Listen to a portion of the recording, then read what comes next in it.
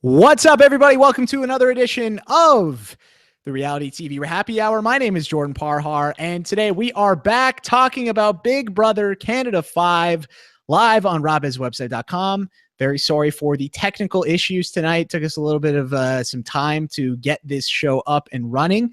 Big shout out to old reliable Alex Kidwell coming to the rescue, saving the day. But again, sorry to everybody who was waiting in the chat room, and we thank you for those of you who are on board with us tonight. It's going to be a really fun show, and I can't wait to get into it. We already mentioned him, so let's introduce him. He's a man who wears a lot of makeups, but still is a genuine person. It's Alex Kidwell, ladies and gentlemen. Alex, how are you? Jordan, don't be hating on my makeups. Plural. Various makeups. I love Dre. The plural was so good. Some of the things, like there was a part of William said something tonight too, where like it just didn't translate. Like I could tell what he meant. I think he meant to say let go, but he said something else, and it was just so great. It's so endearing. Gotta love William and Dre, and you gotta love Alex Kidwell. Alex, happy to have you aboard tonight, and very happy to have this person aboard tonight. She is from Big Brother Canada 3. She knows a lot of the people on this season. She even listens to the RHAPpy Hour sometimes, and Taryn Armstrong thinks that she should replace me as host of the RHAPpy Hour. It's Willow MacDonald, ladies and gentlemen. Willow, how are you? I'm great, Jordan. Thank you so much for having me again. I just, for the record, I listen to the RHAPpy Hour. Like, I'm a fan. I am a big fan. I never miss it, guys. I'm a loyal fan. So thank you for having me on. It's an honor. Well, it is an honor to have you here, Willow. Always loved having you on the show. Ever since that first time, we got off on a rough start on the RHAPpy Hour. That one time you hung up on me. Remember that? That was a good time. I was in a towel. Yep. Yeah, that was good times. But we've made it. We're here, and we're gonna have a lot of fun. Memories. Yeah. Yes, we have. All right, let's set things up for you. Yes, what a road. Let's set things up for you guys watching us live. We are live on RHAPpyswebsite.com after a couple hiccups. So thank you again for staying with us. The chat room on RHAPpyswebsite.com is, we still have it there. I think we've got one on YouTube tonight as well. But we're going to be monitoring the one on chatwing.com. So if you want to go to chatwing.com/RHAPpy Hour, that's the chat room that we will be looking at tonight, just because it's too hard for me to look at the YouTube one, and I won't get into all of that. But that's where we're looking at if you want to chat along with some people throughout the episode. We're also going to be taking your questions on YouTube. So if you have a question on, not questions on YouTube, we're going to take your question on Twitter. If you want to send in a question from Twitter, you can tweet me. I'm at Jordan Parhar. Use hashtag RHAPpy Hour, and we will get into those later on in the show. And again, just to set things up for people who are new, we're going to talk about the episode first. We're going to get into live feed stuff a little later. But I don't know how, maybe like 15, 20 minutes. We'll see how the show goes, and we'll go from there. But guys, let's talk about this episode. Willow, let's talk about this HOH competition, this whole backwards week. I don't even know where we want to start. It is backwards week. You are wearing your shirt backwards. I am. Just going to go with the theme. Just the theme. You got your backwards shirt. Alex had his backwards hoodie last week. It was good. So keeping the backwards going. Yes, yep. But yeah, I don't even know where to start. I guess we can talk about Demetri's winning this HOH here. Or maybe, what do you think, Willow? Would you rather talk about the HOH? Or you want to talk about the whole, the Slop vote controversy? Both are interesting. Both are very, very interesting. Should we go in order of the episode? Okay, well, why don't we go? Normally I go out of order, but because it's backwards week, let's go in order. Okay. Oh, okay. Let's do it. So already making a case for why she should be hosting this show right now. Willow's great. I love Willow. I think that's going to be a thing. Hashtag Willow for RHAPpy Hour host. That's going to be a new thing soon. Oh, the pressure's on. Okay. Right. So first let's talk about the POV ceremony. Neda wins the power of veto. She decides not to use it. Now Dre and Gary have like these speeches. I mentioned it earlier. Dre says that wearing a lot of makeups doesn't make you a genuine person. And Gary responded by saying he is genuine. He's only going after people that are after him. Neda said she doesn't want to make the house nominate someone else because she doesn't like nominating. Nobody likes nominating two people to begin with. And she doesn't use the veto. Thoughts on this whole veto ceremony, how this played out, Willow, in terms of Dre's strategy of throwing Gary under the bus? It came as a surprise to me anyway. I didn't think like Dre's like we're starting to see Dre like come out a lot more. I'm a big fan of Dre, and this just made me even more of a big fan of Dre, to be honest. We love a good speech. The speeches now are like I think the biggest thing. Like now it's what we're looking for. You know, it's you know, speeches are remembered. It's like almost they're not even. It's not like they saved them or anything, but it's just to be a memorable or like make an impact or anything. It's like you got to have a good speech, and Dre's was awesome. But I think it was starting off like how they did, right? You know, veto ceremony. I thought I was like, whoa, we're jumping into this really quickly. We didn't see any like kind of negotiation or talking, which we kind of knew there wasn't much to go on there, but I realized that this was like setting us up for this jam-packed episode. And it was like the perfect, like kind of like open gate there to have Dre go off and then just Gary go off, and everyone is just so awkward and just, oh, okay. Yeah, it was surprised though that Dre took a shot at Gary like that, because I didn't think they like really had that much beef with each other. Yeah. Right? Were you guys surprised? Yeah. Alex, I was surprised. First question for you is, were you surprised? And also, Alex, was there any fallout from this between Dre and Gary? I mean, you know, a big part of, I think, the reasoning and the problem is that as soon as he went on the block, Gary really went into overdrive trying to campaign and stuff. And there's really only so much you can say when you're in his position to promote yourself. The rest of what you have available to say is, you know, why the other person shouldn't stay over you. So as a result, I think there was a lot of Gary throwing Dre under the bus, and then that got back to Dre via Aika and some other people. So I think Dre, like, really, especially like going into that whole ceremony, really felt like Gary had been kind of like running her name around to everybody. And so she really was in a position to come at him. And yeah, I mean, it really just speaks to how in control some other players are in this game, that you've got the two pawns just at each other's throat, or the two targets this week at each other's throats. And no one really, you know, mounting any kind of legitimate resistance to the people actually controlling this game.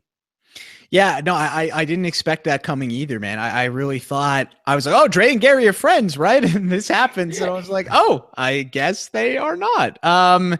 Speaking of friends, let's talk about the Slop vote. I think that is there was definitely a point of controversy a little bit over the weekend in terms of what some people thought when it was airing on feeds. We finally get a seat on the episode tonight. So they have this thing. They explicitly say whoever gets the most votes will be a have-not. They have the campaign speeches. We see, you know, the we are what does it say? Oh yeah. So we don't see the thing that I wanted to talk about. Sorry, I'm trying to read my notes. I'm doing a terrible job. Sorry, guys. So over the weekend, it said there was this talk, Alex, that I think it was Hamster Watch tweeted, or some people tweeted that apparently the house guests were told to, quote unquote, speak their minds. Now, we didn't see those instructions on the episode tonight. We also didn't see really, like, we see like the videos. We saw the playback of, you know, the house guests made their votes for the, you know, the Slop cookies in the people's, compartments for, you know, and the person who had the most was going to end up being on Slop. And then they showed the videos, and on the feeds over the weekend, Bruno was like super, super upset. And then we saw in the episode that, you know, he didn't really do anything. We didn't really get to see Kevin's thing either. From my perspective, Willow, it seemed like they really left a lot on the cutting room floor. We only got like a really heavily edited version of this, but that was just my interpretation of it. What did you think when you saw this? Yeah, actually, I was really excited to see this part because obviously the feeds were nuts when this happened, and we were like, whoa, what just happened? Like, we were kind of left in the dark, and we're just going off what other people said. We're going off emotions. You know, people are like, Bruno obviously was the most upset on the feeds. So I was like waiting for like Kevin's, I kind of got a gist of what his was, but like I was more like, oh my gosh, what did Bruno say? Because he seemed like the most upset, and I was like, he must have really laid into something.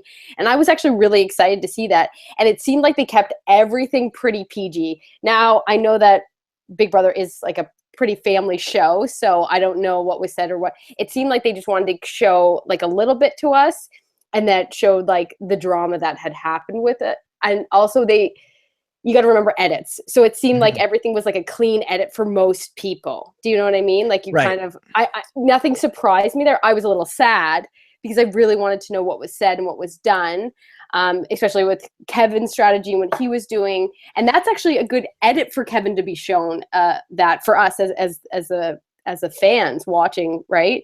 But they left that out too. So I don't know. It was more fixated. I get it on the Gary.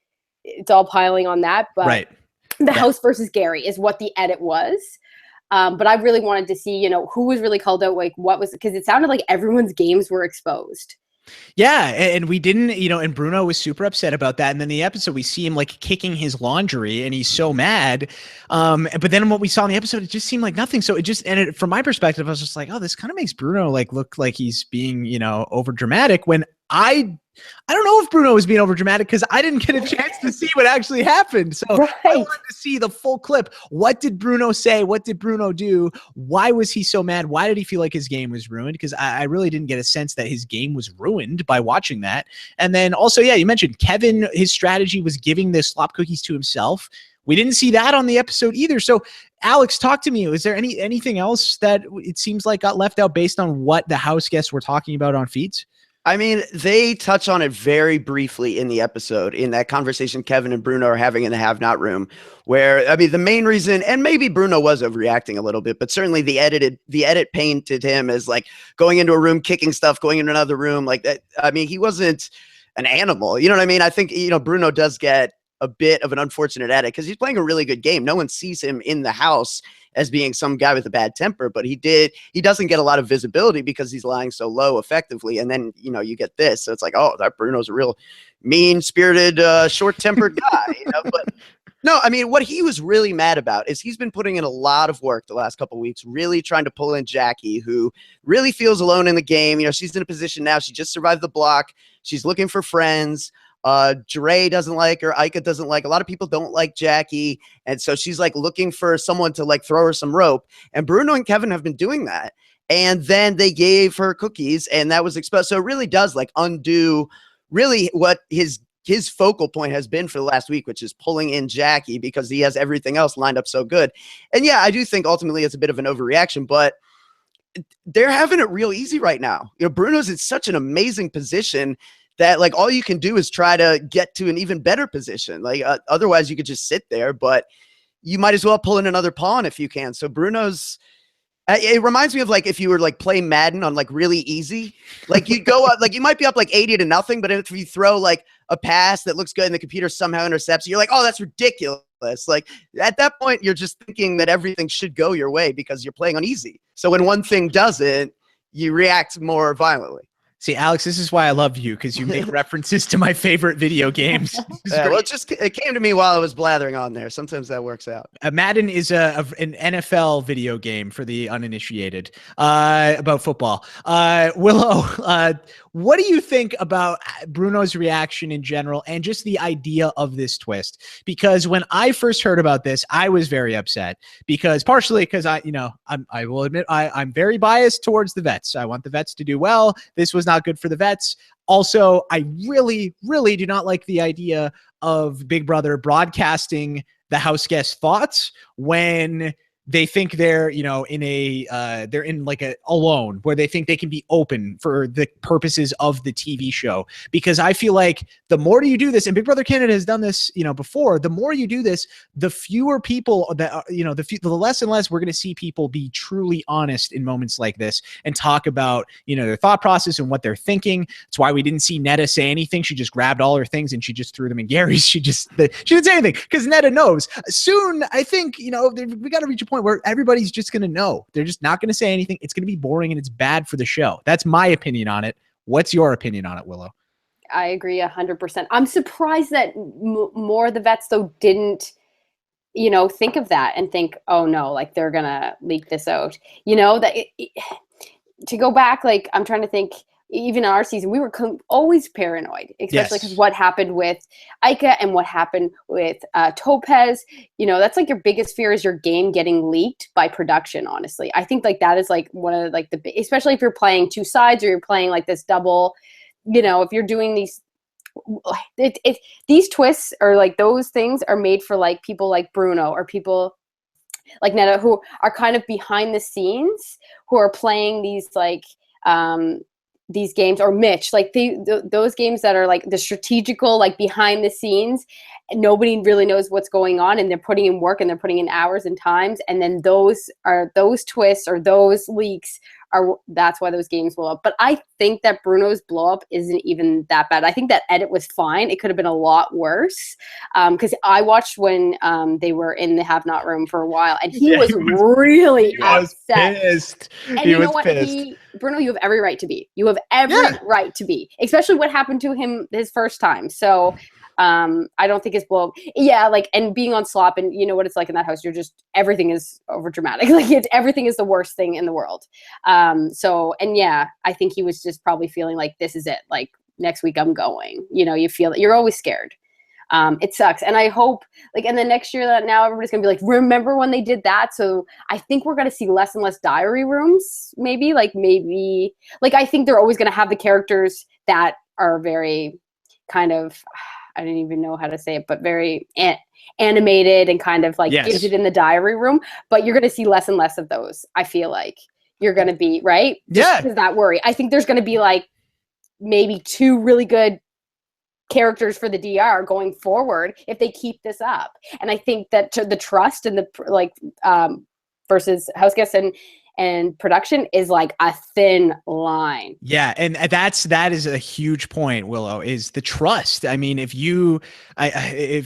they keep messing with that trust, I mean, I don't know, like Alex, wasn't Bruno going off just saying, I'm going to sit in my room and just do nothing? Like, because he was just like, I don't care. Like, I'm strike. Yeah, he was on strike. And you know what? I get it. I mean, I get where the people are saying like, oh, they needed to do something. They had to do something. There are other things you can do than this. They could have just said, oh, by the way, the twist is Gary actually, you know, I liked the twist where Gary got 48 cookies and then it flipped and Gary was actually not a have-not and the people with the least, you know, weren't have-nots because it's backwards. That's great. That's a twist that's going to piss them off. It's going to give them that effect without completely just crapping all over them and throwing them under the bus. That part is unnecessary, I think. But the giving, you know, the Gary moment, oh, that's great. That's so good. Gary's so happy and Karen's like, you know, like, haha, we get the last laugh. Awesome. That's great. The fans are going to like that. That's going to make good TV on itself. Leave out that other stuff. That you don't need that stuff, personally, from my perspective. Let's talk about Aika and Jackie. That's what I want to talk to you about, Willow. I am so scared for Jackie after watching that episode. Aika, without even missing a beat, just like as her thing is airing, she just like flips off double bird to Jackie like it's nothing, and she's just like sticking her tongue out and she doesn't even care. And Jackie's trying to put on a brave face, but she's just so scared. I mean, what do you do if you're in Jackie's spot, Willow?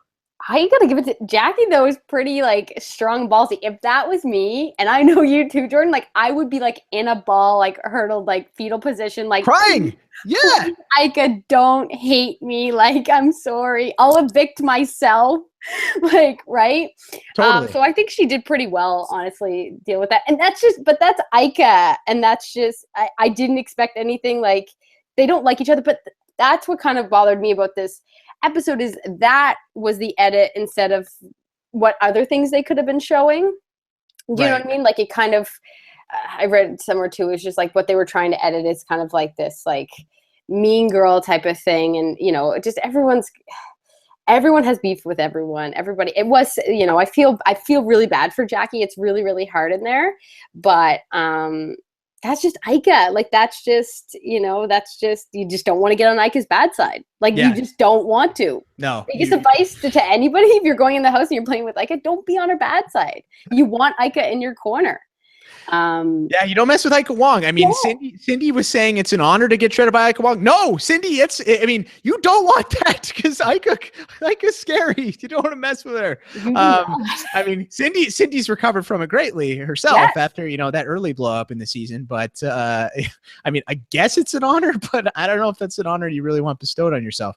But she knew not to stay on that side. Like she knew you do not right? Like you want to, even anybody that's had conversation, like any problems with Aika or anything like that, like look at it. They haven't stayed like that too long, except for now with the Jackie thing. And good on honestly, that's just Aika. That's who she is. So good on her for great TV, amazing TV, great TV, which is awesome. And Jackie, I just hope, I feel for her though, because as a newbie, it's already so intimidating, and then to have have vets in there and have the vets come like yelling at you and like literally like Aika does not like you, like she is like pointing at you. It's like you are the only one. Alex, what was the fallout from this in terms of feats? We did see we saw Cindy kind of consoling Jackie and trying to cheer her up. You mentioned earlier that Aika and Jackie don't get along. So this beef, up to the point in the episode where we're at, this beef is still ongoing? Oh yeah. Absolutely. So a lot of people don't like Jackie for whatever. I mean, Karen doesn't like Jackie. Dre Why don't they like Jackie? What is it about Jackie? She seems like she's perfectly nice. I think smoke show. It's the way she's gone about playing the game ever since she was the pawn up against Cassandra. It's very much like as soon as she hears something, she runs it to like Neda or somebody. You know what I mean? She's just like, she's trying to stay afloat. And the more she does, like the more splashing she's making, and people are just taking notice of like the girl who's drowning in the ocean over here. Like, someone help that poor girl or put her out of her misery. Like that's where everyone's at right now. Okay. Alex just killing it with the metaphors tonight. Yeah, well done. Speaking of Aika, Willow, what did you think about this Aika and Demetri controversy? Aika was very upset at Demetri because he said, what did he say? He said he likes it when she's like sharing a bed. He likes sharing a bed with her, but she likes seeing her. He likes to see her in misery. Yeah. So what did you? How did you feel about Aika's reaction to Demetri in that moment? I'm actually I'm a pretty big fan of the Aika and Demetri. Like I really like them. I think this season I was a fan of Aika on season 2, but seeing her now I think she's a completely different player, and I think it's nice to see this side of her. Like her walls are coming down. Like I really think we're getting to see like Aika Wong, like the person and the player, which I think is really good for her and her game. And it's obviously really good to have Demetri in there with her. But I really like them. They're clearly obviously like they care about each other. To have those feelings, you can see that.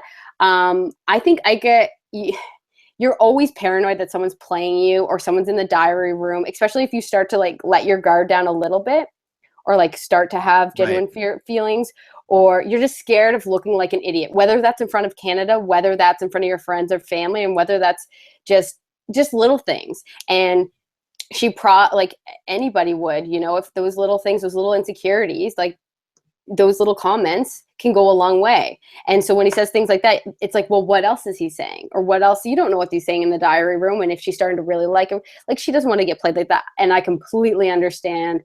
And I think he obviously was like, okay, foot in mouth. You could see how he was so upset. He was so genuine. Like he was like, okay, like I messed up. That's what happened when production was like, play with it, have fun, guys, like do it. And he was like, okay, like I'll just do this. I know he didn't think she was going to go in Slop, but I see where Aika's coming from. But that just shows you how much she is caring about him and how much like she's starting to let her guard down because that affected her, right? And Aika, like you see her, like that girl is strong, like nothing gets through her. And she was obviously hurt about that. Yeah, we have a question actually about this. This one comes from Twitter. At Love Tour Alex asks, Alex Kidwell, are you shipping the romance of Demaika? Oh, sure. What do I love that name. What am I, a hater? How could I? He loves love. Yeah, I'm. Good for them. Good for them. Aren't you so happy, Alex, that there's another parody account of you? This is by far my favorite parody account, at Love Tour Alex. Whoever made that, well done. Yeah, bravo. Definitely, yeah. That and Alex Doubtfire. quite a combination I've amassed here. So good, so good. Okay, so that happens. I guess we get into this. So there's lots of campaigning from Gary. Gary's, he's very lots of highs and lows from Gary. It's really a roller coaster ride for him this episode. He's campaigning to get saved. He has Dre coming at him in the veto ceremony. He thinks he's going on Slop because he gets 48 cookies. He's crying. He's so sad. Then he's happy. Then he's like, oh crap, I have to save myself and I can't play in this HOH competition. So Gary's really like all over the place in this episode. Willow, what did you think of Gary's strategy in terms of, we didn't really see a lot of it, but just in terms of that conversation with Demetri, in terms of campaigning, trying to get him to save him. Demetri says he's going to save him 100%, but it was almost like Gary was like forcing him to say that. So do you think now Demetri has one HOH? Do you think Demetri is going to go through with this tomorrow based on what we've seen and what we know? What we've seen and what we know. So I can talk about the feeds a little bit too. Well, maybe we should, you know what? I'll just stick to the episode? Well, no, you know what? Alex, what do you think? So time for feeds? Let's just go to feeds. Yeah, I mean, we can do that. I'm just trying to think really quickly if there's anything that wasn't covered. Obviously, that Aika and Demetri thing lasted a long time. Like she was mad at him for like how long was it? Day. It was like a long time, like a whole like calendar day. Like, yeah, I mean, so that was like a really big deal. That's 2 weeks in Big Brother world. He had like a really hard time getting her back. Yeah, it feels like forever when they're like, in the same house, in the same room, just like not getting along. And that it's just over, something that, yeah, I mean, he meant it as a joke. She's more reading the fact that he almost put the cookie in there than anything that's coming out of his mouth in that moment. So yeah, it's just, it was a rough situation. But yeah, mostly, up until where the show left off, it's just a lot of, Gary trying to, gain ground somewhere. And, to me, it feels a lot like what we saw from Cass and what we saw from Dallas. It's like Dallas tried to do a little too much too early. And then he like spent all his capital. By the time he was on the block, nobody was even willing to lift a hand for him. Cassandra, same thing. She worked really hard to try to save Dallas. And then no one was there to battle for Cassandra. Gary worked really hard to try to save Cassandra. And now no one's stepping up for Gary. So it does feel like this is like a continuation of, the veterans that go stray a little too far from the path and stick their neck out a little too far are just getting chopped one right after the other right now, it seems like. Chop shop, baby. That's right, Willow. There you go. You were in the chop shop. Yeah, I was, I think. I think I was there. So good, so good. I loved when you used to do the chop shop and you'd always be like, I vote to evict Cindy. And you were just so happy. It was just me. It was just me chopping away. Were you the only one? I thought everyone did it. Maybe not. Maybe for 1 week. Maybe. Oh, Greg was doing it for as long as Greg lasted, for sure. Perfect. Greg was doing it. You and Greg, such a great team. The one thing I do want to talk about, so we will jump to feats and we'll talk about this HOH and what Demetri's is going to do. But I do want to get into one thing about the episode that you just reminded me about, Alex, and that is the Gary versus Neda thing during the whole ceremony where Gary put all of his. He put all of his. He put a couple of his cookies into Neda's thing. He gave a lot to Kevin. But I think Neda gave them all to Gary. So yeah, she gave them all to Gary, but he put his in hers, and then he was like, "It's not my fault that you're thin." And Neda was just like, she was so mad. And they were just going back and forth. What did you think about that, Willow, in terms of the edit? Because I felt like, Neda was saying, well, Gary, you started it, so that's why I came at you, like whatever. And I get where Neda's coming from, but I think the edit really painted it as, again, oh, poor Gary, everyone's coming at Gary. We have to help him, and it's the evil Neda is doing this to him. When I don't necessarily think that was the case. No, because what Gary said, that's a little uncalled for what he said, right? I mean, Neda really isn't somebody also that just goes first. Like, you do have to strike Neda first for her to like say anything, or like she's just going to stand up for herself, really.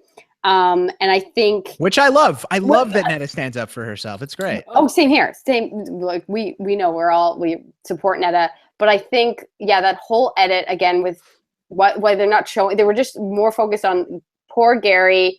All the cookies on him, and I get it. It makes great TV. It's great storyline, but it didn't. Even that edit though wasn't even making sense. I couldn't even understand what they were saying back and forth. It wasn't even it wasn't even that big thing. Like the biggest thing was like, you're thin to Neda, and Neda's like, I don't care. I like the way I look, which I mean, which is awesome, right? Awesome. Like, and even, but Gary's somebody who's like, everybody's beautiful. Everybody is beautiful. right?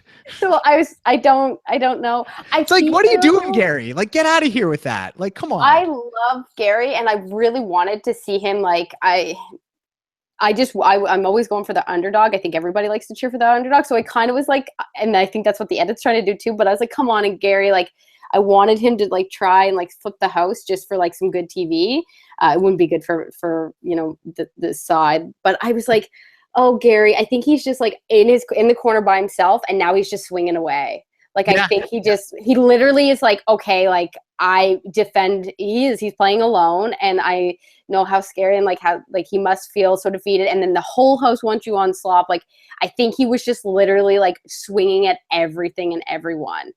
And I don't think it was like anything like he didn't really mean it. I'm sure he's going to watch that back and be like, oh, hopefully anyway. But I think that was blown up way more, the Neda and Gary thing. Yeah. Well, Alex, tell us, was that blown up way more than it was? Was that a thing after the have not ceremony deal? I mean, Gary was mad at pretty much everybody. He was just like really, really mad. I mean, that's so many, like everyone gave him all their cookies pretty much, you know? 41? So it was 48. 48. Bad. I mean, so much more than even the next person. Like Dre only had 13. So, you know, some people, Kevin, other people had been saying like, I really hope you stay over Dre. And this really just confirmed to him, like, none of you hope I stay over Dre. Like, I'm totally going out this week.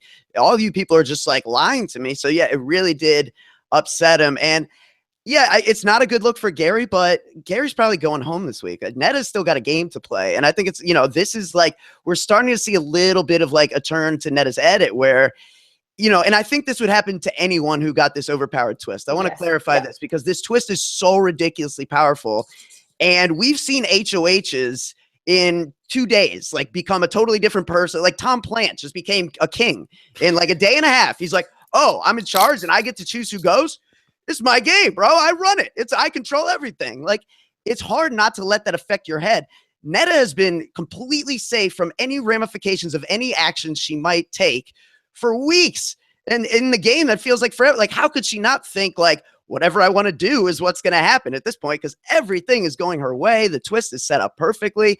So I feel like anyone, whoever got this thing, would start to be feeling a little cocky right now. I think you're seeing some of that from Neda.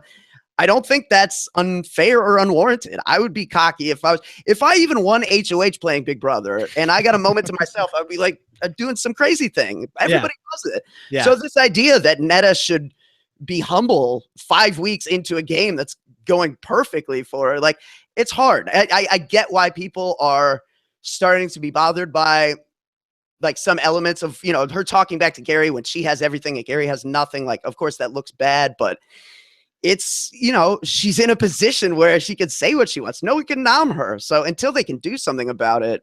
It's Big Brother though. And Neda's coming to play like that. I don't know if anybody expected anything less. Like, Neda is just like game on always. Like, I'm not surprised at all. Like, I would be surprised if she wasn't like this. Like, I would be like, Neda, right?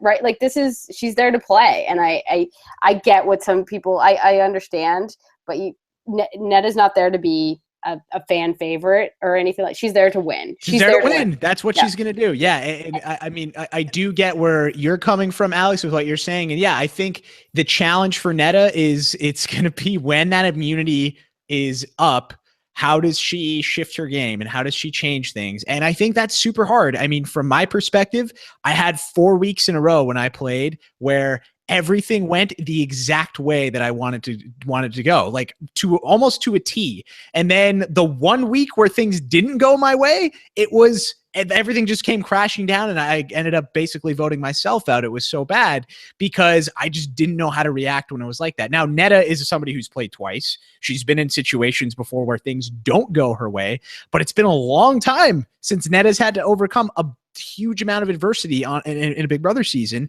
because she started out as the underdog in season 2. She rises up with the sloppy seconds. They pretty much her and John run the show on season 2 all the way to the end when she gets cut. And then now she's here on this time and she basically just picked up back where she left off last time and is continuing to run things. So yeah, I'm very, very excited to see how Neda reacts to when this immunity is up, because I think she's got it in her. I just want to see her prove it, and I think she can do it. But I think everybody wants to see that, and I think we'll see that relatively quickly. Alex Kidwell, let's talk about the live feed, sir. Before we do that, I will give everybody a spoiler warning. I don't have Rob's song, so if you do not want to know where Demetri is leaning in terms of the vote tomorrow, we will bid you farewell. There is a show tomorrow. I will not be on it, but it will be neither will Alex, but Brent, Melissa, and Taryn will all be here talking on reality TV or RHAP-ups. So definitely check that out if you want to see some post-eviction talk. Okay, Alex, let's do it. What is happening on the live feeds? Where is Demetri leaning with the vote? So the last I saw, which was like right before the episode, it looked like they were still he was going to get rid of Gary. Of course, that's assuming that if Demetri says, I vote to evict Gary, that it's actually Gary that leaves. We don't know because it's backwards week. Oh boy. This is one. Did you guys see what Trevor Boris though tweeted out? What did he tweet? Because everyone was going nuts about like how like they kept saying they were wordy, how we're just always speculating. We're like, they said it like this. He tweeted out, Trevor Boris is awesome, by the way. He's just like a Twitter guru now. He was like, did you not hear the announcer? He said that it said Gary or Dre. So I feel like Trevor has not let us down remember we were freaking out because we were like, Cass is going to come back. For backwards week, he was like, didn't you hear?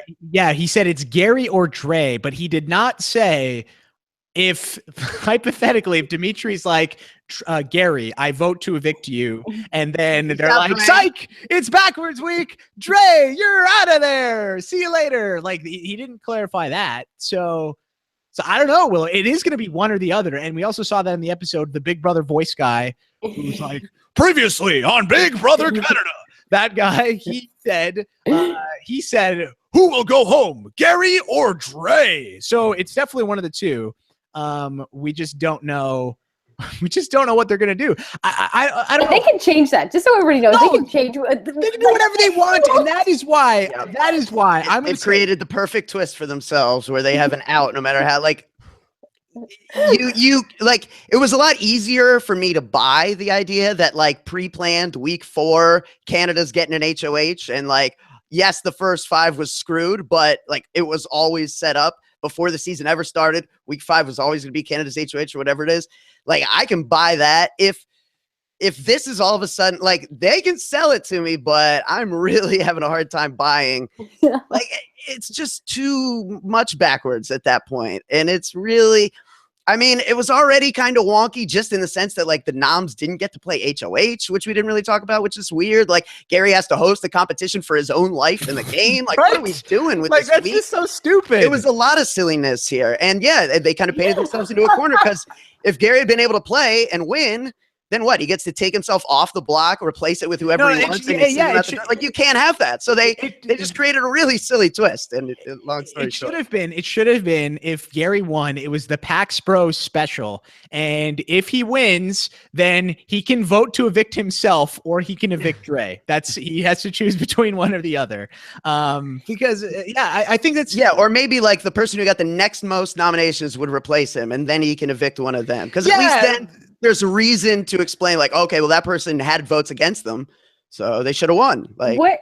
I have a question, Alex, and you probably know this. Why were the host guests told that there will be a revote if Neda used the POV? I thought it was just the person that had the next votes, but the house guests and Neda and them were all saying that no, we had to redo that all over again.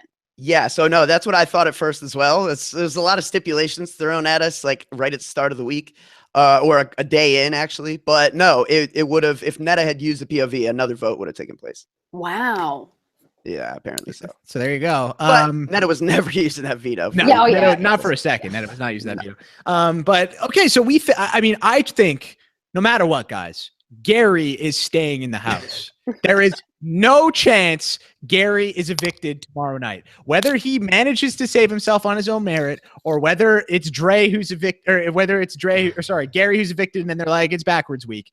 Gary, mark my words. I'm not going to see the episode live tomorrow, so people, you can tweet me after to tell me and use hashtag Jordan was right or hashtag Jordan was wrong. But I will be floored, guys, if Gary Levy is evicted tomorrow, because they're not going to want well, I mean, Dallas is one thing, but then you get Cass and then Gary all 3 in a row. They're just not, they can't have that happen, Willow. I really don't think they can. Like we were saying, the next, like if Aika goes, like where are the feeds going? Yeah, right. There's some great gameplay. There is some amazing gameplay going on here. It's been a great. I can sometimes, Alex, I don't know how you're keeping up with the feeds because I can barely keep up with the feeds. But there's like these top 4 people on the feeds, and they're just going one after the other, and I can't believe it. Like these are big characters. Gary is a huge character. It's important to have Gary on there. There's a big important, like you were saying, like I thought he's the next Justin Bieber. He is like Justin Bieber. He's so big, but like does he have an album? Like is it I just mean like in Canadian, like he's an like, icon. You were saying, yeah, he's an icon, especially with Big Brother Canada. I don't know, to see him go pre-jury. I don't know. Well, Willow, also answer this for me, because in the preseason, Brent told me that Gary is not a very big deal in Canada. Now, you are from the East Coast, where Big Brother Canada is huge. Yeah. Is Gary a big deal in Canada? Gary's a very big deal in Canada. Thank you. Thank you. Thank you. Go. Yeah. There you go, Brent. Gary is a big deal in Canada. For good reason. Gary is great on the show, and it makes a lot, I think this show is better with Gary on it. Yes, I think we all do. But I will say that if Gary does leave, well, it's a catch-22, because if Dre leaves, it's better for the show, like we're talking about. But if Gary does leave, you have to acknowledge the integrity of the game. All the people who are like, oh, production just does whatever they want, like, they would clearly want Gary to stay. I think we can all agree that there's no scenario where if production had their choice, they wouldn't keep Gary. So if Demetri's tomorrow says, I vote to evict Gary, and production's like, or Arissa's like, Gary, he voted to evict you, and it goes, accordingly, then I think you have to acknowledge that, all right, they do some janky twists, but maybe we do have to take them at their word that they set it all up before the season and things just fall on the week they were supposed to fall on. So refresh my memory. You said that Demetri is planning on voting out Gary tomorrow, correct? The last you saw? Yeah, well, it was even a conversation. I mean, right up until I was starting to, watch the episode. So it's still something that Demetri's and Aika were talking about tonight. It really just comes down to Aika, and it was funny because earlier in the week, Aika was really thinking we should keep Gary, and Demetri's is adamant that we can't make a move against the 6 already. Now today it was kind of the opposite, where Demetri's was really considering it, and Aika kind of talked him out of it, saying that we can't, basically continuing the dialogue from why they didn't flip and try to keep Cass last week, which was, if we make the move now, they'll replace us in the alliance with Dylan and Emily, and we'll be the next targets. Little do they realize that Aika has stuck her neck out so far and done so much back and forth at this point that Bruno, Neda, Kevin, Cindy, like her name is already coming up as soon as next week for. Oh, wow. Okay. Alice. So when has this talk come up, and why has this talk come up, Alex? It's coming up a lot today. Certainly Cindy and Neda were talking about it a bit. And it's been kind of a bit of a fracturing all over the place, where, I mean, Neda had a bit of an argument with, the feeds were down for a long time. There was a party, I guess, the other night, and feeds were down for the entire thing. But it seems like Neda got in an argument with Emily, but later smoothed that over, kind of. So there was just a lot of people arguing with a lot of other people, and a lot of back and forth going on. But it does seem like, you got a situation where Bruno, Kevin, Neda, and Cindy were all in a room having a conversation about, like, the value of either putting up Aika and Demetri, or putting up one of Aika and Demetri, or along with one of William and Dre, and just letting them figure it out. Because the problem for Aika is what she's worried about, that they can replace us with Emily and Dylan, has already happened. Emily and Dylan are super loyal to Bruno and to Neda pretty much exclusively, and they're just willing to trash anyone else and put whoever else those people want them to on the block. So as a result, I mean, it's pretty perfect. And, Aika and Demetri are, actively looking around, thinking about who's threats. Dre is just going on about how she doesn't like Jackie, and Dre put all her chips on, like, Dylan and Emily. Like, Dre seems like she's got her blinders on Dylan and Emily, which are, yeah, go ahead and take out our pawns. That's fine. So it really just becomes a situation where them are the easy targets to divert to if you're Gary this week or Aika next week, but they're actually saying the right things, even though they wouldn't necessarily realize they're doing it because they're talking about targeting pawns instead of targets. And Gary's trying to say the right things to the right people, but instead he's telling everyone, I'll go after the big players. And those pawns are just scurrying to the big players and telling them what Gary just said. Oh, wow. So does Aika have, you said Aika was trying to convince Demetri not to make a move against the 6. So Aika does not, as far as you know, is not aware that the 6 is already planning to turn on her. Because I saw today she was having conversations where she was saying to Kevin, like, oh, well, I think you're throwing HOHs. And like, she doesn't trust Kevin. Yeah. She's like, I don't trust you. I feel like I'm doing stuff and you're not doing anything for me, that kind of thing, which is like telling somebody you don't trust them is a way for them to not trust you. Like, I think that's a bad look, right, Willow? Like, that's not a good plan. What was that meeting, Alex? They had a meeting today. So talk about that meeting. I missed that. I'm glad you brought that up because I just jogged my memory about it. So thank you. Good. So no, Aika and Demetri's, after talking for a while about what are we going to do with your HOH, your sole vote to evict, there was a meeting between all 6 of them.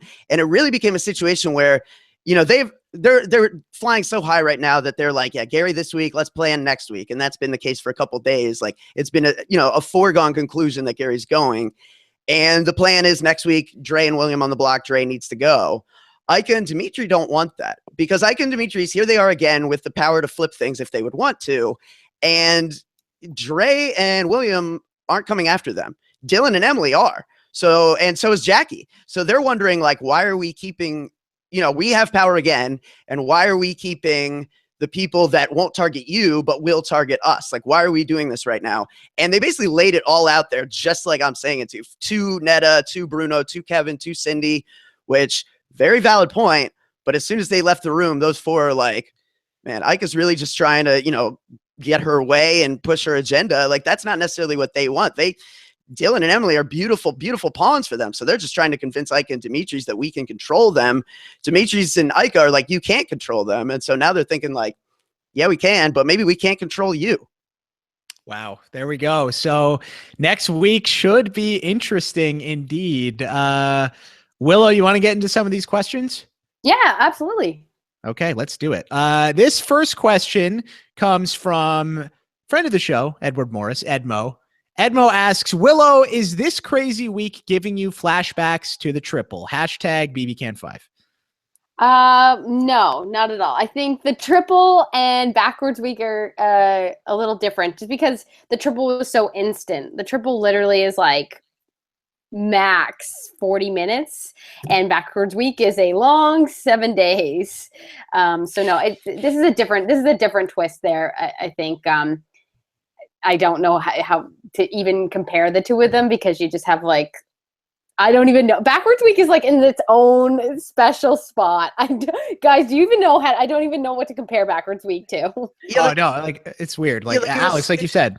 I was going to say it was super unfair, but I think the thing that really makes this one suck is that the week's almost over and we still don't know the rules. We're still speculating about how the rules might work. At least with backwards week, it's like, or with the triple, it's like, welcome to the triple eviction. You're going to have an eviction followed by another crazy double eviction. And so like kind of the rules were explained. Like, if you do twists, like we have issues with twists and that's fine. But like when you change the game and don't tell people what the new rules are, it really just feels like something like my niece made up. And we're just rolling with like, she's like, oh, okay, well, all greens are blues now. And we're like, okay, all greens are blues now. Okay, that's how we're playing. Like, yeah, right. It's like playing, if you are a millennial, it's like playing King's Cup. It's somebody's just like adding a new rule. You don't know when the rule is coming in, but the rule is going to come in where you've got to have your thumb on the table. If you don't, you're going to have to drink. And, maybe next it's, you got to do the moose thing or whatever. I don't know. There's like, depending on where you live, I think the King's Cup rules vary, but I just almost dropped my mic. That was funny. Yeah, this is what happens when I'm in my kitchen is I have like my textbooks propping up my mic so it's close to my mouth. That's student life. Hashtag student life. That's right. No, the reason for those of you watching live, you're like, why is Jordan's background different? It was very cold in my garage and I didn't want to go there. And I'm already thinking of Reality Rally tomorrow when I'm going to be in the nice sun in California. But anyway, I lost my train of thought. Let's take the next question. This one is from BB Canada Brazil. BB Canada Brazil says, What do you think about the vets not seeing the newbies as threats and going after each other? So this is interesting, Willow, because if Gary goes, we mentioned the vets just keep eating themselves. What do you think about this? Because I did not expect this going into the season. I thought the vets would stay together at least for, pre-jury. I didn't realize it would be this quick that they already turned on each other.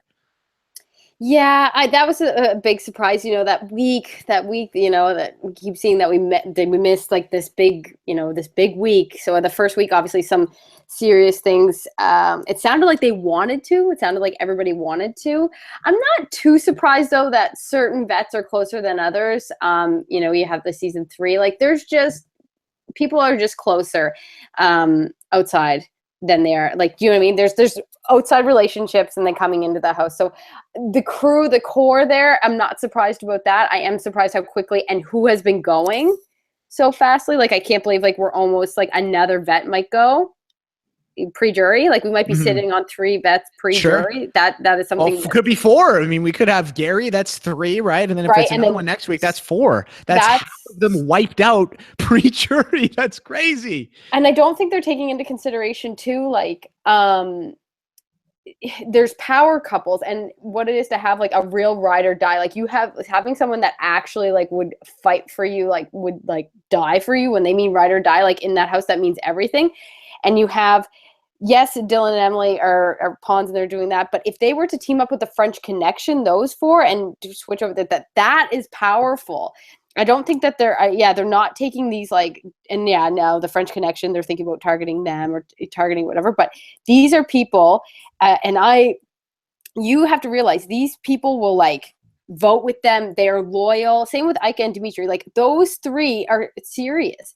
I think Cindy's playing a wonderful game, but she needs to find her ride or die, because when a triple or a double happens, you need someone that will fight for you within that 30 or 40 minutes and do all the work for you, because that's all you have, and you need like your loyal. Do you know what I mean? Like those.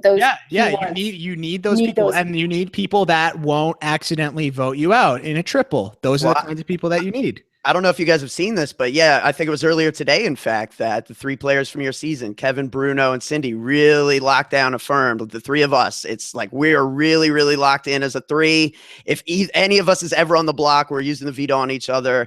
That seems to be like the true power core right now, because Aika has stuck her neck out a bit. Neda has too. Those 3 are really playing very strong games. Some people are seeing Kevin as sketchy, but he's being protected by a lot of people. So yeah, that looks like a really strong trio to watch out for. I love that. Apparently, Neda's saying the person she trusts the most is Bruno now. So you know, if Neda's really, if her number 1 is Bruno, and Bruno's are Kevin and Cindy, then that doesn't bode well for Neda's long-term future. Bruno is playing an amazing game. Bruno's doing so good. I love watching Bruno play. He's not high on the Joker's rankings, but I really respect what he's doing. Who cares about Joker? Yeah. Bruno is doing such a good job. I love watching Bruno play. I don't know what it is.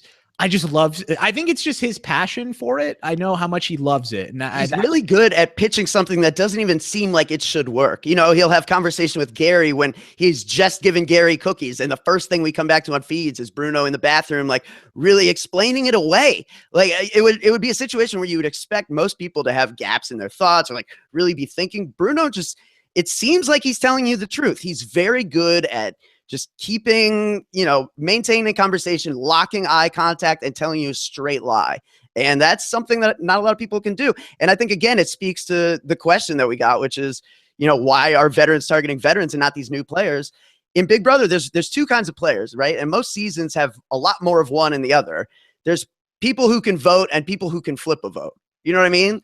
The actual number of people who've played Big Brother who have the skill and social ability and know how to flip a vote, to flip a house vote, are few and far between. There's more this season because a lot of the returning players are capable of it, but that's just it. None of these new players are. Dylan and Emily have shown no capacity to want to work with anyone else. They just want to hang out, the 2 of them, and like Dylan try to see if he can get somewhere with that. Dre and William are just targeting the people they feel are fake. They're not even looking at like who might have an alliance. They're just like, well, Jackie's not a real person, so let's go after her. So why would you target these people when someone like Gary can so easily convince, these people who don't think to do what he wants, or someone like Aika, or really any of the veterans who are left? Because you're just not worried about Karen. You're not. I'm sorry. You're never gonna be. Hey, she's good at tennis, Alex. She's good at And tennis. volleyball. Pencil her in for like Final Five, man, for sure. But she's not winning this game. So yeah, keep Karen. Keep Karen as long as you can. Man, I think this to myself all the time. People ask me, Jordan, like, what do you lose sleep over at night? It must be the fact that your Big Brother game. It's not my Big Brother game. It's the fact that popping Paul Jackson could have been in the Karen spot if he would have just hung on for like 2 more weeks. He would have made it all the way to Final Five. Yeah. And instead, he had to just get voted out. It's just so he would have finished 3rd. He would have been Jerry MacDonald. He would have, he would have been old man Jerry. It would have been Paul. It would have been so good. But no, at least we get Karen. Karen's a good consolation prize. Although I don't like some of the stuff she's saying about Kevin, like the Jeffrey Dahmer stuff. It's like, I'm like, what? And she definitely means Ted Bundy, by the way. That's the attractive like serial killer. Like, I've been to the crime museum. She's combined them both. Yeah. She doesn't even know what she's talking about. No, she's like, oh, Jeffrey Dahmer. He's really attractive, charming, and if you're gonna compare someone to a mass freaking murderer, at least get it right, dude. That's horrible. Yeah, terrible. Terrible. Stuff, what do they say? The hashtag stuff Karen says. Stuff Karen says. Yeah. I love it. I love it. I'm here for the Bruno versus Neda. Like, that's what I'm waiting for. The Bruno versus Neda.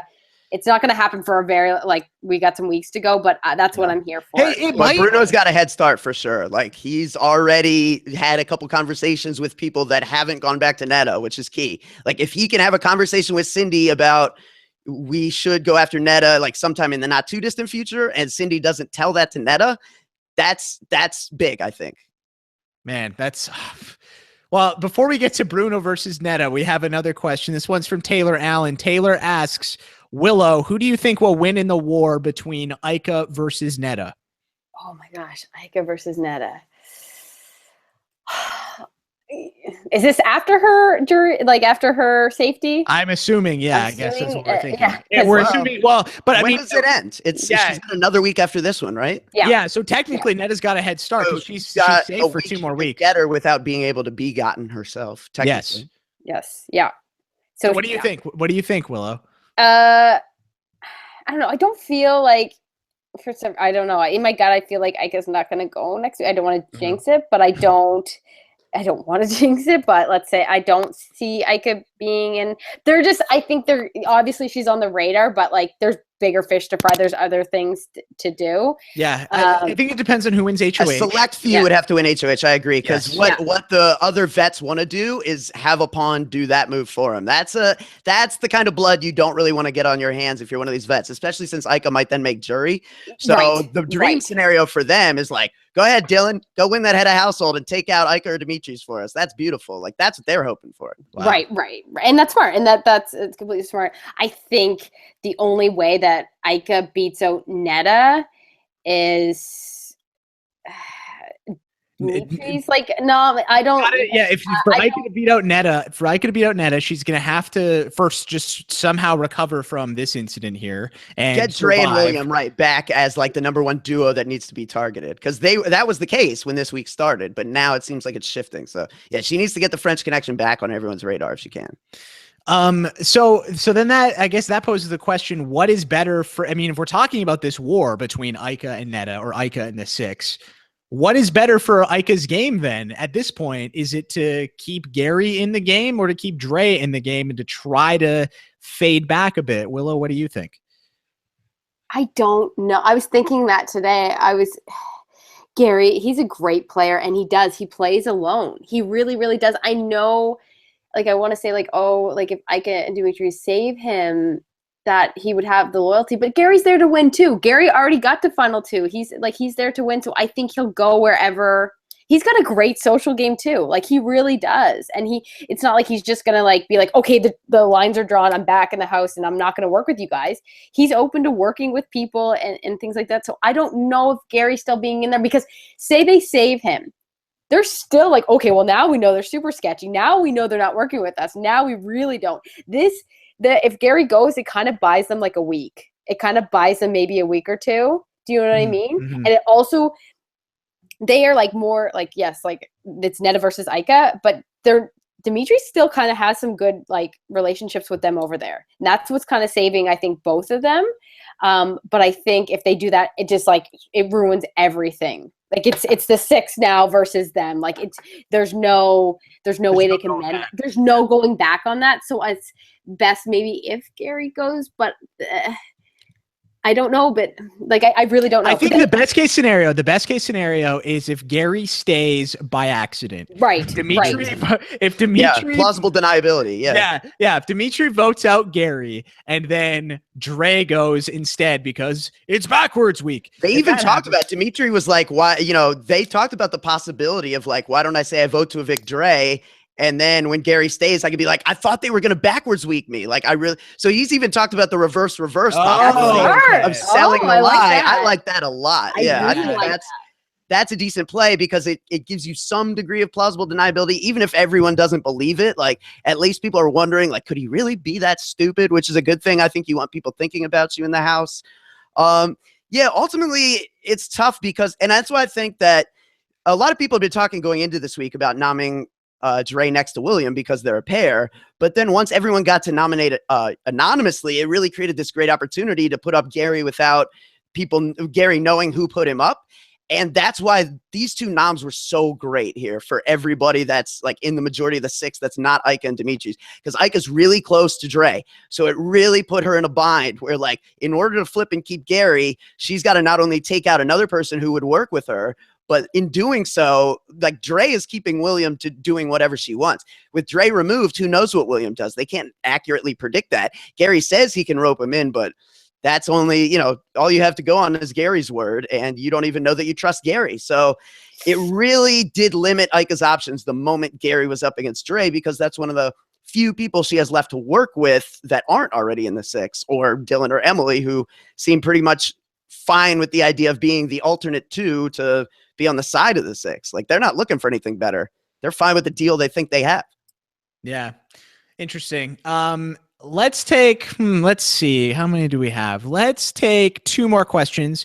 This one is from Nikki Philly. Nikki says, will Aika and Demetri's plan to get Cindy to be closer to their side by letting her talk about herself work? Alex, I haven't heard about this plan. Is this a plan?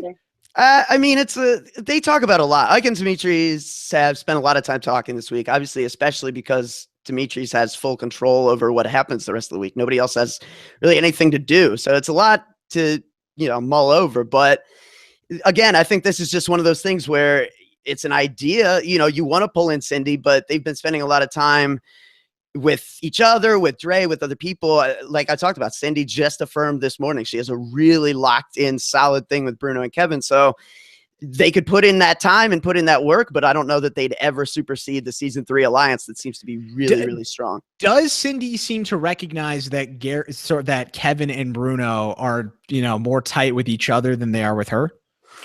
That's the thing. Like, I don't know that that's necessarily true. Like, I think she and Bruno have potentially had conversations even about like, I wouldn't necessarily go with Kevin. I would go with you. I think Cindy is like, strong enough in that group to believe that she would have a chance to go to the end with one of them, or if not, that certainly going down to the end with them and Neda or them and a couple other people is like a great end game scenario for her, because they've all agreed. I mean, look, if any of us go on the block, we're saving each other with the veto. This is something we're always going to tell each other if somebody says one of our names. Like if you have 3 people all holding true to that, they should get to the end of the game. That's really powerful. I think she makes final 2, 100%. If she can get over like a double or a triple, like that's usually like, where because she could go haywire. It can go like kind of like those are. I'm calling it now. Cindy with an S will be in final 2. I'm calling it right now, and I called it a few weeks ago. Cindy will win this season. Cindy's in the best spot. Cindy's gonna win this game. She's doing a good job. People are like, sitting next to Bruno. Well, you know what? I mean, Bruno's playing a phenomenal game, but that's the person who could potentially get twisted out of this game. You know what I mean? And then Cindy looks not super good. Yeah, not Cindy. If you look at the popularity, Cindy's more popular right now than Bruno is. So, well, and it's interesting because she's not doing any of the work that they are. Like, if this game were to play out standard, she might be in trouble in the late game because everyone else is cultivating pawns while she's just like sticking to. She's like, I've got a majority alliance. I'm good. Why do I need to waste time? Well, it's like what you were talking about earlier, Alex. You're like, Bruno. The only thing Bruno can do is try to get in a better position than he's already in, or he can just kill and be like, Cindy's staying. Cindy's like, hey, I'm blackjack. good. She's like, yeah, we're cool. Yeah, I'm not hitting on 19. I'm gonna stay right here. She's just gonna call all game. She's just gonna call if we're playing. She's gonna start beasting out watch. Probably, I want to say final 7. She probably starts like that girl. You saw she can do any endurance. She can like. Other thing too with Cindy as well that is underrated. Yes, the endurance, Willow. And sorry to interrupt you, but Bruno, I think it was this morning. Bruno was talking to Demetri about how Cindy has like memorized everything in the house, like in terms of like days and everything. Wow. So Cindy she's prepped. Like if she's in endurance, she's got it. If it's a mental comp, she's got a good shot at it. I really think Cindy is in a great spot. And I think I think she's throwing a lot of these. That comp today in the episode, she was fine. She was asleep. And then she just like kind of like rolls up. Cindy easily could have won that if she wanted to win. So a lot of people threw that. You can see when someone throws it. You really can. That was something that led to some of the conversation about Aika too, is that I believe it was Aika, and I almost want to say Neda. Well, it was a conversation I think between Aika and Neda, but I think it was more Aika who was saying like, I think Cindy threw that competition, and it makes me mad that me and Demetri have to do, all the work when like the other members of the alliance aren't. And I think that's, something that Neda immediately shared with Cindy, so that's now created a bit of a divide between Cindy and Aika, where Cindy is now remembering that Aika thinks that about her. And it's come up a couple times with conversations with Kevin and with Bruno and other stuff. So that was just another little thing that Neda used to kind of like further distance Aika from the rest of the group. I think there's, the one other thing, or I guess there's 2 things that we should talk about from the feeds that happened. Like the one is that yesterday, Jackie was keeping like basically she was trying to like, keep track of things, like the things that Cindy has already counted and memorized. Jackie's trying to like keep track of the days, and she's like using like calendar, like noodles and glue. She's making some like little kids art project. Not many people knew about it. Jackie had been getting close to Kevin and Bruno. I think she told them. Cindy knew. I think Aika found out. I forget who told Aika. I think it might have been Cindy. Aika goes up there and smashes it. I mean, just totally shreds Jackie's cheat sheet. And leaves the room, and Jackie comes in a little while later and looks at it and says, Aika did this. And now Jackie feels like she's the new Heather, where Aika's just picking on her for no reason, and she's just like a total victim. She is kind of like vu. Yeah. Got that a little bit of the Heather qualities. Wow. Okay. Poor.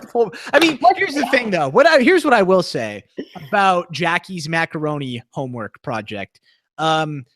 Why is she allowed to do that to begin with? Like, that's not cool in BBUS. Like, they tried to make cards out of mustard and paper towels. No, but they did that on our season. We did that on our season, Alex. Kevin tried to make. He made a whole deck of cards. Willow, you were there that day. Remember? Cindy came back that day. Yeah, Cindy came back that day. We were playing cards with paper towel and mustard, and Kevin and Peely made them, and it was awesome.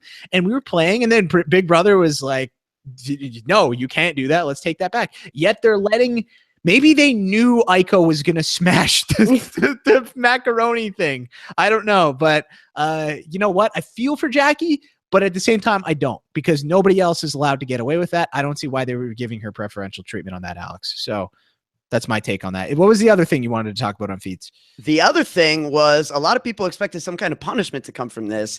Dylan and Emily were like doing like weird stuff with candy and then making people eat it. Yeah. Like, I think the only ones that actually got ingested were ones like Emily had licked, but apparently like, Dylan was like rubbing them on his balls and stuff like that and trying Didn't to. Demetri's get that one, I thought? So they were definitely feeding Demetri's candy, but like feeds came back later and it seemed like maybe someone had talked to them or something, because they were now all of a sudden saying like, man, maybe we shouldn't have done that. Or like every time someone has a total, like feeds go down and their opinion has totally changed, they're like, I wonder if someone spoke to them. But yeah, I think from what they were trying to say, maybe they were just doing their own PR because they realized it was really bad. But Emily tried to say like, no, it's just the ones I licked at anyway. Like we threw the bad ones out. We threw like the really gross ones out or something. But in any event, it's just like, this is why no one's, this is why no one's worried about these pawns, or these newbies, you know what I mean? Like Karen is Karen.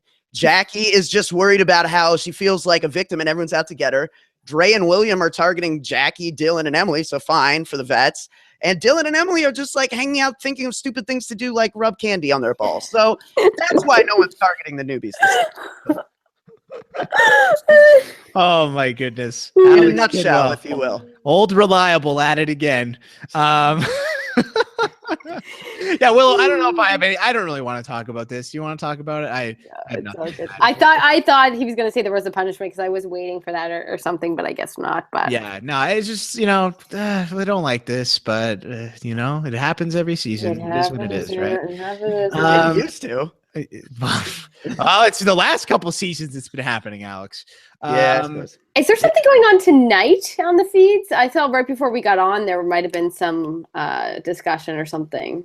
Yeah, I mean, it did seem like, you know, certainly I saw some talk going on that Demetri was really, again, considering like, you know, do we need to keep Gary? Because I think they don't necessarily realize it. Maybe they're like on the surface of it. But if they get rid of Gary and for whatever reason, you know, Dre and William aren't like immediately, like it's just going to be really hard for them to rally the numbers. I think if Gary could stay and somehow rally in William to their cause, that's ideal because Dre wants to target Jackie and Dylan and Emily. And what Aika and Demetri's really need right now is an ally who's going to go after Kevin and Bruno and Cindy and Neda, the heavy hitters. And that's what Gary wants to do.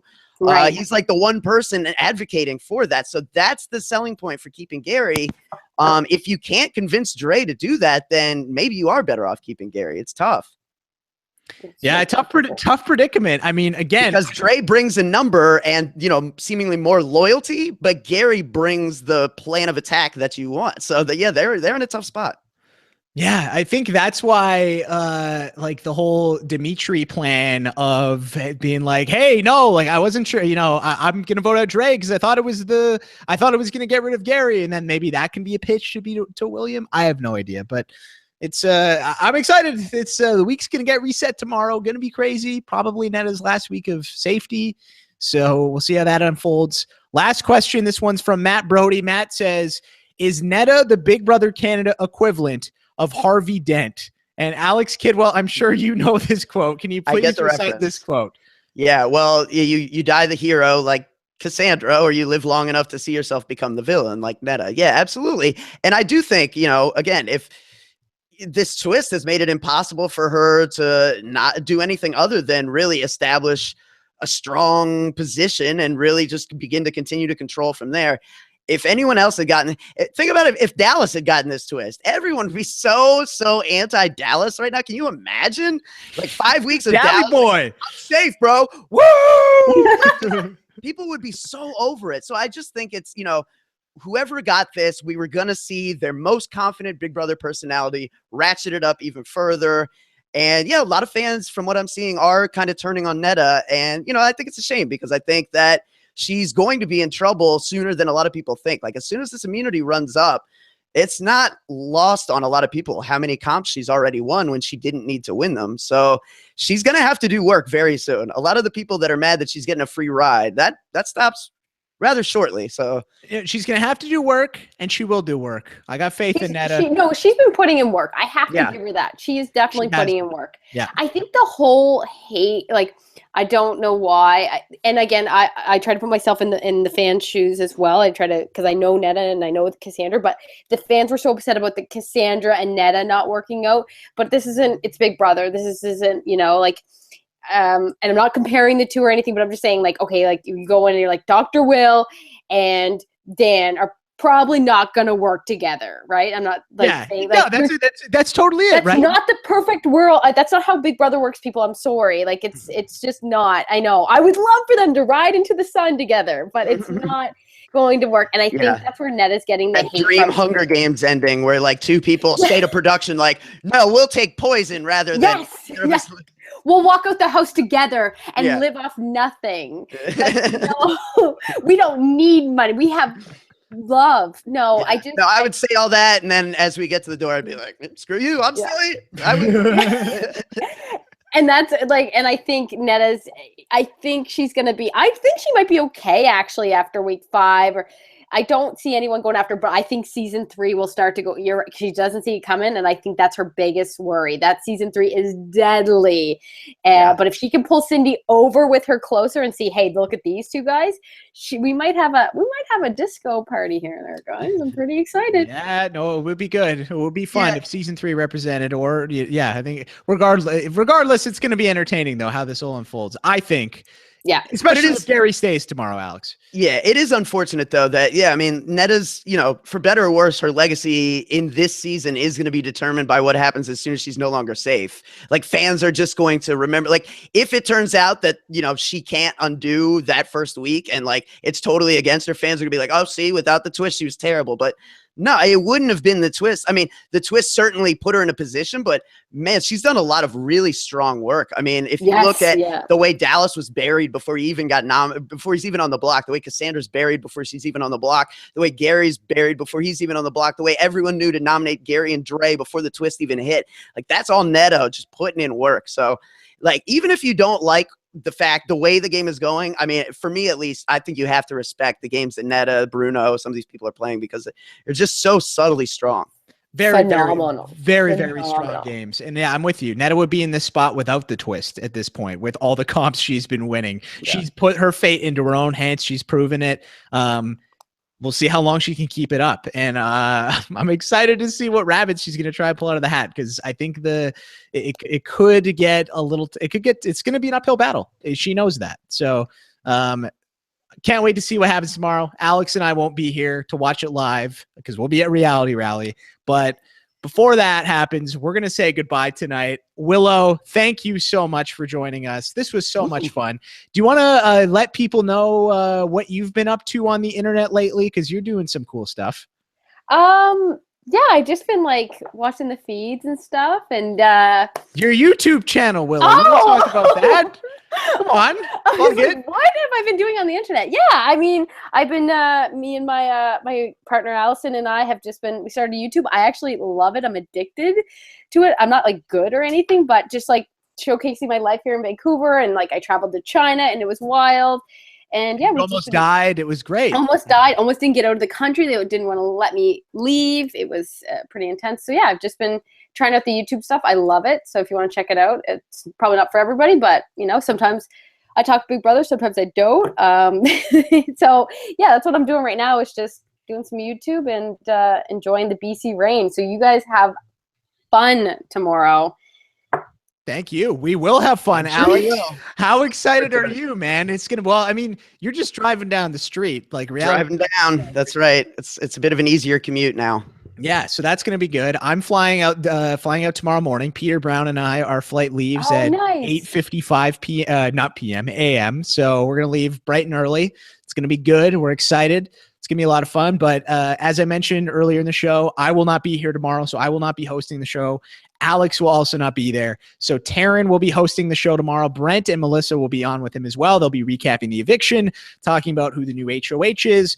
Lots of great stuff. Make sure you follow Taryn on Twitter at Armstrong Taryn. He'll be tweeting out links and stuff for that. And he can keep you up to date. You can also subscribe to the podcast to make sure you never miss an episode. You can go to robhasawebsite.com/RHAPpy. That way you get all of the RHAPpy Hour episodes, and you get all of the other Big Brother coverage and all the other stuff that's happening on reality TV. RHAPpy. Lots of podcasts that are happening. RuPaul's Drag Race, Amazing Race podcasts are on there. Lots of good stuff. Just to let you guys know, so Rob's going to have, just to give you guys a schedule for the next little while, because I'm gone for this Thursday. I'm gone next week as well, because I have a final exam. So just to fill you in on the next few shows, Thursday, Taryn's going to host with Melissa and Brent. Sunday, there's going to be an LFC live feed roundtable show. So stay tuned for that. It's going to be the first one of the season. Just the LFC are going to hang out and talk, give some live feed updates. So that's going to be really good. Nice. Monday, Rob's going to be back. He's going to be hosting with 2 members of the LFC. Wednesday, I'm not going to be here because I have a final exam. So I believe Taryn is going to host again. And then Alex, I don't know what the combo is of LFC members are, but there's going to be some LFC members with them that night. And then next Thursday, so not after tomorrow's eviction, the week after, I will be back. I will have a guest. Don't know who it is yet. We will let you know. It's going to be a lot of fun, and I'll see you guys there. Guys, hashtag for tonight. I think If there's any ideas in the chat room, maybe hashtag Willow for RHAPpy Hour host or Alex to the rescue since you saved this podcast. What do you guys think? What do you prefer? Alex to the rescue, I think. Alex to the rescue? No, you know what? Since we're gonna go with instead. Oh, here's one. Here's a simple one. Hashtag Willow replace JP. There you go. That's from Noah in the chat. I like that. That one's better because it's not. It flows a little bit nicer. So okay. Hashtag Willow replace JP. Check out Willow's YouTube. Highly recommend it. It's just Willow MacDonald on YouTube, right? Yeah, Willow Faith. Willow Faith on YouTube. So check out Willow's YouTube channel. Follow Willow on Twitter. She's at @low_faith. Alex is at Alex Kidwell. I am at Jordan Parhar. We thank you so much for joining us, and we will see you next time. For Alex Kidwell and Willow MacDonald, I'm Jordan Parhar. Hashtag, I almost forgot. Hashtag, no, it's hashtag Willow replace JP. We'll talk to you soon. Take care. Peace out.